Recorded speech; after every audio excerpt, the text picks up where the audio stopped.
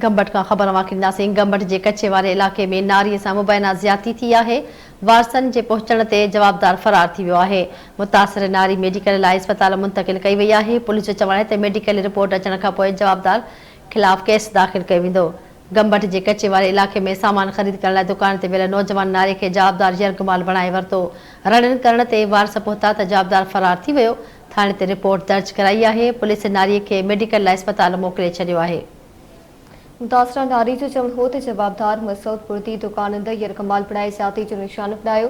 रणन ते गर्भाती पहुता त जवाबदार फरार थी पियो। मुतासरा नारी जो चवण आहे त जवाबदार एक पेरू अकबर केस यरगमाल बणाए ज़्यादती जो निशानो बणाए चुको आहे। जवाबदार के गिरफ्तार करे इंसाफ कयो वञे।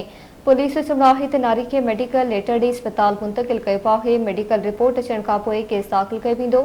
जॾहिं त जवाबदार फरार थी वियो आहे जंहिंखे गिरफ्तार करण जूं कोशिशूं जारी आहिनि। अवां खे ख़बर ॾियूं पिया गंबट जे कचे वारे इलाइक़े में नारी सां मुबीना तो ज़्यादती कई वई आहे। वारसनि जे पहुचण ते जवाबदार फरार थी वियो। तफ़सील मालूम कंदासीं गंबट मां मुमताज़ मेमण खां। जी मुमताज़ आगर कजो।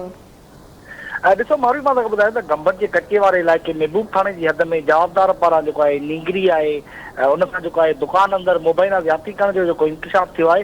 मां तव्हांखे ॿुधायां हुन हवाले सां जेका मुतासिरा नींगरी हुई उन राब्तो करण दौरान इहो ॿुधायो त मुंहिंजे चाची जेका आहे मुंहिंजी उहा राति मूंखे निंड मां उथारे जंग तरफ़ वठी वई जिते जेको जवाबदार हुयो वाधू उन मूंखे ॿाह खां पकिड़े ज़ोरीअ दुकान में बंदि कयो जिते जेको जवाबदार हुयो मसूद बुर्दी उन पारां जेको आहे ॿ भेरा मूंसां जेको आहे मूंखे जेको आहे हवस जो निशानो बणायो।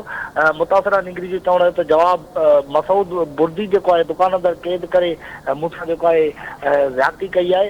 हिन एसएसपी खेरपुर तौहीदुर रहमान मेमण खां मुतालबो कंदे घुर कई त जेको जवाबदार आहे उनखे गिरफ़्तार करे उन खिलाफ़ जेको केस आहे उहो दाख़िल कयो वञे। ऐं जॾहिं त ॿिए पासे जेका महबूब कलोड़ो पुलिस आहे उन राब्तो करण ॿुधायो त जेका नौजवान निंगरी आहे उन सां जेको ज़्यादती वाक़े जी जेका एनसी रिपोर्ट आहे उहा दाख़िल कई आहे। ऐं मुतासिरा निंगरीअ खे जेको मेडिकल लेटर ॾेई करे इलाज लाइ जेको आहे गिम्स अस्पताल मुंतकिल कयो आहे। ऐं हिन जा मेडिकल चकास थियण बाद जेको मेडिकल रिपोर्ट ईंदी उन बाद जेको आहे वधीक कार्रवाई कई वेंदी। जी महिरबानी अवां जी मुमताज़ मेमण आगाह करण लाइ।